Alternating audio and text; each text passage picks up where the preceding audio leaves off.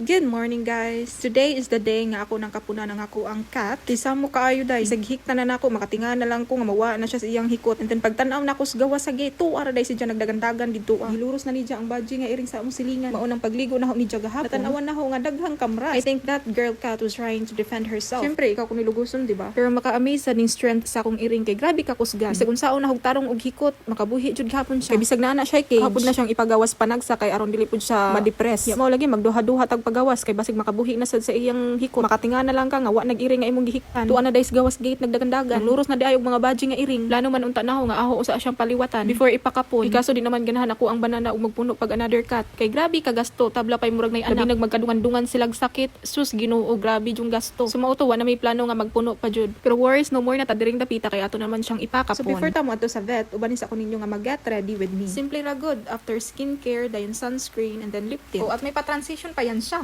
So I've decided nga magkalo na lang kay super weird gadyo ang panahon karon. Usahay mo dagom and then mo init and then mo uwan na sad. So ako na siyang gikuha diha sa iyang cage and then medyo early mini adto kay fasting ra ba na siya. Kay kung unya pa, aw pas mo gyud.